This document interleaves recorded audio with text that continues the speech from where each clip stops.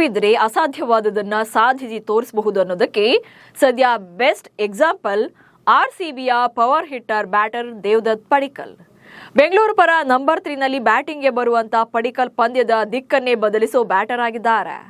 ಕಳೆದ 2 ವರ್ಷಗಳಲ್ಲಿ ಅಕ್ಷರಶಃ ಫೈರ್ ಶೋ ತೋರಿಸಿದ್ದಾರೆ. T20 ಬ್ಯಾಟರ್ ಅಲ್ಲ ಅಂತ ಆಡಿಕೊಂಡವರ ಈಗ DDP ಆಟವನ್ನ ನೋಡಿ ಬಾಯಿ ಮೇಲೆ ಬೆರಳಿಟ್ಟುಕೊಳ್ತಿದ್ದಾರೆ.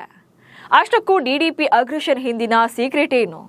ಸ್ಟ್ರೈಕ್ ರೇಟ್ ದಿಢೀರ್ ಅಂತ ರೈಸ್ ಆಗಿದ್ ಹೇಗೆ? ABDಯನ್ನ ನೆನಪಿಸಿದ್ರ ಕನ್ನಡಿಗ? ಕೊಹ್ಲಿ ಜೊತೆಗಿನ ಕಾಂಬಿನೇಷನ್ ಹೇಗಿದೆ ಅನ್ನೋದನ್ನ ಈ ವಿಡಿಯೋದಲ್ಲಿ ಹೇಳ್ತೀನಿ. ನಾನು ಶಾಂತ. ನೀವು ಸುದ್ದಿಯಾನದ ಸಬ್ಸ್ಕ್ರೈಬರ್ ಆಗೋದಕ್ಕೆ ಮರಿಬೇಡಿ. T20 ಫಾರ್ಮೆಟ್ ಅಂದ್ರೆ ಬ್ಯಾಟರ್ಗಳ ಪಾಲಿಗೆ ಇರುವಂತ ಮೇನ್ ಚಾಲೆಂಜ್ ಅಂದ್ರೆ ಸ್ಟ್ರೈಕ್ ರೇಟ್. ಶತಕ ಬಂತು ಅನ್ನೋದಕ್ಕಿಂತ ಎಷ್ಟು ಬಾಲ್ನಲ್ಲಿ ಬಂದಿದೆ ಅನ್ನೋದು ದೊಡ್ಡ ಮ್ಯಾಟರ್ ಆಗುತ್ತೆ. 40 ಬಾಲ್ಗಳನ್ನ ಫೇಸ್ ಮಾಡಿ 50 ರನ್ಗಳನ್ನ ಗಳಿಸಿದ್ರೆ ಟೀಕೆಗಳನ್ನ ಎದುರಿಸಬೇಕಾಗುತ್ತೆ. ಅದೇ 13 ಬಾಲಲ್ಲಿ 40 ರನ್ಗಳನ್ನ ಹೊಡೆದು ಔಟ್ ಆದ್ರೂ ಕೂಡ ಆತ ಸೂಪರ್ ಸ್ಟಾರ್ ಬ್ಯಾಟರ್ ಆಗ್ತಾರೆ. IPL ನಲ್ಲಂತೂ 200+ ಸ್ಟ್ರೈಕ್ ರೇಟ್ ನಲ್ಲಿ ಬ್ಯಾಟಿಂಗ್ ಅನ್ನ ಮಾಡೋರ ದೊಡ್ಡ ರೇಸೇ ಇದೆ. ಸೊ ಈಗ RCBಯಲ್ಲಿ ಸೂಪರ್ ಸ್ಟ್ರೈಕರ್ ಆಗಿ ಆಡ್ತಾ ಇರುವಂತ ಆಟಗಾರ ನಮ್ಮ ಕನ್ನಡಿಗ ದೇವದತ್ ಪಡಿಕ್ಕಲ್. ಈ ಸೀಸನ್ ನಲ್ಲಿ ಬ್ಯಾಟಿಂಗ್ ನಲ್ಲಿ ಬಿಗ್ ಇಂಪ್ಯಾಕ್ಟ್ ಮಾಡಿದ್ದಾರೆ. ಕಳೆದ 2 ವರ್ಷಗಳಲ್ಲಿ ಪಡಿಕ್ಕಲ್ ಬಿಗ್ ಹಿಟ್ಟರ್ ಆಗಿದ್ದು ಹೇಗೆ ಅನ್ನೋದನ್ನ ಹೇಳ್ತೀನಿ. ಅದಕ್ಕೂ ಮೊದಲು ಈ ಸೀಸನ್ ನಲ್ಲಿ RCB ಪರ ಅವರ ಪರ್ಫಾರ್ಮೆನ್ಸ್ ಹೇಗಿದೆ ಅನ್ನೋದನ್ನ ಪಂದ್ಯಗಳ ವೈಸ್ ಒಂದ್ಸಲ ಗ್ಲಾನ್ಸ್ ಮಾಡೋಣ. ಮೊದಲನೇದಾಗಿ ಹೈದರಾಬಾದ್ ವಿರುದ್ಧದ ಪಂದ್ಯ. ಈ ಸೀಸನ್ ನಲ್ಲಿ RCB ಆಡಿದಂತ ಮೊದಲ ಪಂದ್ಯ ಹೈದರಾಬಾದ್ ವಿರುದ್ಧದ ಪಂದ್ಯ, ಉದ್ಘಾಟನಾ ಪಂದ್ಯ. ಈ ಪಂದ್ಯ ಬೆಂಗಳೂರಿನ ಚಿನ್ನಸ್ವಾಮಿ ಮೈದಾನದಲ್ಲಿ ಆಗಿತ್ತು. ಸೊ ಈ ಮ್ಯಾಚ್ ಅಲ್ಲಿ ಫಸ್ಟ್ ಬ್ಯಾಟಿಂಗ್ ಅನ್ನ ಮಾಡಿದಂತ ಹೈದರಾಬಾದ್ ತಂಡ 201 ರನ್ಗಳನ್ನ ಕಲೆ ಹಾಕಿತ್ತು. ಸೊ ಈ ಟಾರ್ಗೆಟ್ ಅನ್ನ ಬೆನ್ನತ್ತಿದಂತ ಬೆಂಗಳೂರು ತಂಡ IPL ನಲ್ಲಿ ಫಾಸ್ಟೆಸ್ಟ್ 200+ ಚೇಸ್ ಅನ್ನ ಅತಿ ವೇಗವಾಗಿ ಚೇಸ್ ಮಾಡಿದಂತ ತಂಡ ಎನ್ನುವಂತ ದಾಖಲೆಯನ್ನ ಬರೆಯುತ್ತೆ. ಇದಕ್ಕೆ ಮುಖ್ಯ ಕಾರಣ ಅವತ್ತಿನ ಮ್ಯಾಚ್ ಅಲ್ಲಿ DDP ಕಡೆಯಿಂದ ಬಂದಂತ ಸೂಪರ್ ಸ್ಟ್ರೈಕಿಂಗ್ ಬ್ಯಾಟಿಂಗ್. ಜಸ್ಟ್ 26 ಬಾಲಲ್ಲಿ 61 ರನ್ಗಳನ್ನ ಕಲೆ ಹಾಕಿದ್ರು ಹೈದರಾಬಾದ್ ವಿರುದ್ಧ ಪಂದ್ಯದಲ್ಲಿ ದೇವದತ್ ಪಡಿಕ್ಕಲ್. ಅದು ಕೂಡ 234.62ರ ಅದ್ಭುತವಾದಂತಹ ಸ್ಟ್ರೈಕ್ ರೇಟ್ ನಲ್ಲಿ.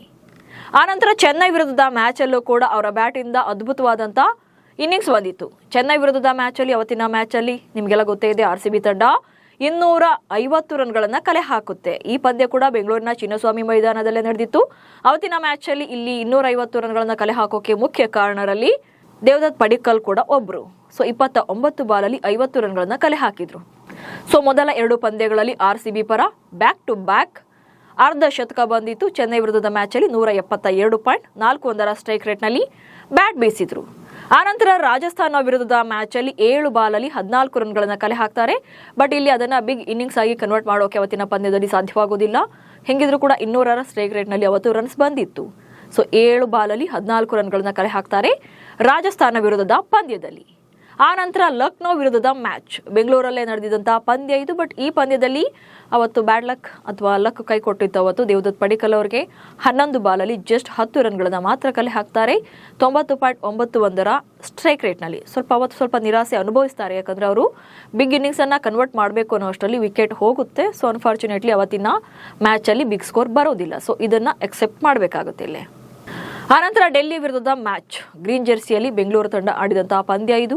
ಸೊ ಈ ಮ್ಯಾಚ್ ಅಲ್ಲಿ 13 ಬಾಲಲ್ಲಿ 18 ರನ್ಗಳನ್ನ ಕಲೆ ಹಾಕ್ತಾರೆ 138.46ರ ಸ್ಟ್ರೈಕ್ ರೇಟ್ ನಲ್ಲಿ ಬ್ಯಾಟಿಂಗ್ ಅನ್ನ ಮಾಡ್ತಾರೆ. ಆಕ್ಚುಲಿ ಅವತ್ತಿನ ಮ್ಯಾಚ್ ಅಲ್ಲಿ ಫಿಲ್ಸಾಟ್ ಒಬ್ಬರನ್ನ ಬಿಟ್ರೆ ಉಳಿದ ಯಾವ ಬ್ಯಾಟರ್ ಕಡೆಯಿಂದಲೂ ಕೂಡ ಬಿಗ್ ಇನ್ನಿಂಗ್ಸ್ ಬಂದಿರೋದಿಲ್ಲ. ಸೊ ಅದು ದೇವದತ್ ಪಡಿಕ್ಕಲ್ ಕೂಡ ಸ್ಟ್ರಗಲ್ ಅನ್ನು ಅನುಭವಿಸ್ತಾರೆ. 13 ಬಾಲಲ್ಲಿ ಜಸ್ಟ್ 18 ರನ್ಸ್ ಅಷ್ಟೇ ಬರುತ್ತೆ.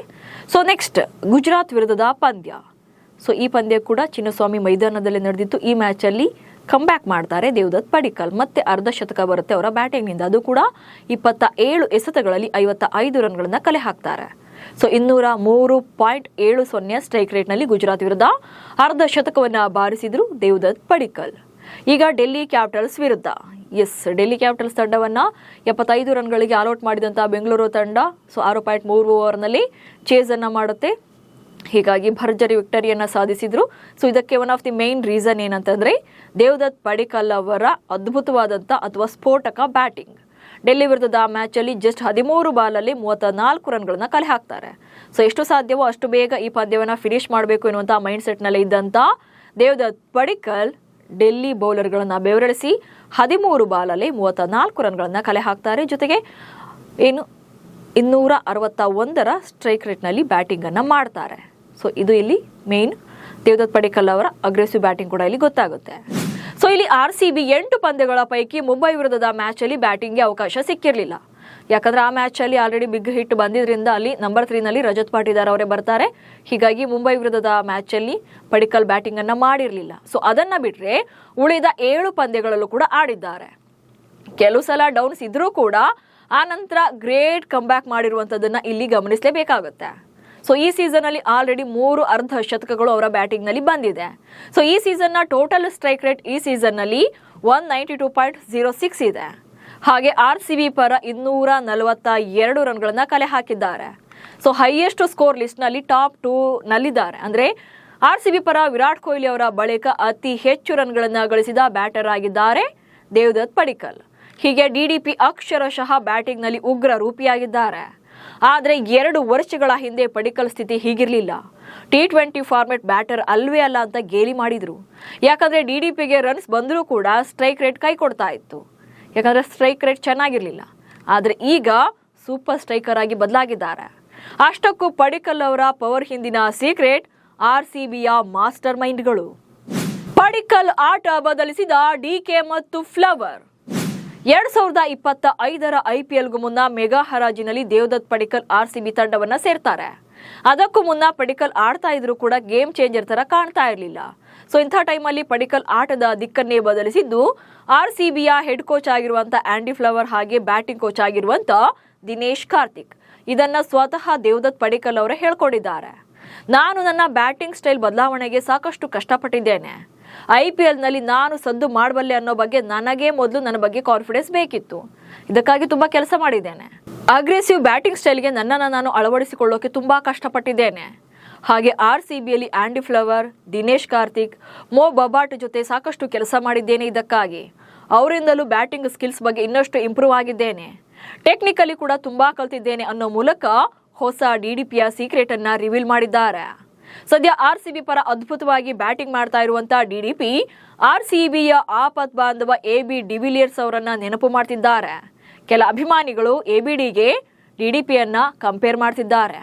ಅದರಲ್ಲೂ ವಿರಾಟ್ ಕೊಹ್ಲಿ ಮತ್ತು ಪಡಿಕ್ಕಲ್ ಇಬ್ರು ಕೂಡ ಆಡೋದನ್ನ ನೋಡೋಕೆ ಚಂದ. ಸೊ ಇಬ್ಬರ ಪಾರ್ಟ್ನರ್ಶಿಪ್ ಇದ್ದಾಗ ಅದ್ಭುತವಾದಂತ ರನ್ಸ್ ಬರ್ತಾ ಇರುತ್ತೆ. ಸೊ ನಿಮಗೂ ಕೂಡ ದೇವದತ್ ಪಡಿಕ್ಕಲ್ ಬ್ಯಾಟಿಂಗ್ ಇಷ್ಟ ಆಗಿದ್ರೆ ಕಮೆಂಟ್ಸ್ ಮೂಲಕ ತಿಳಿಸಿ. ಹಾಗೆ ಸುದ್ದಿಯನ್ನು ಫಾಲೋ ಮಾಡಿ. ನಮಸ್ಕಾರ.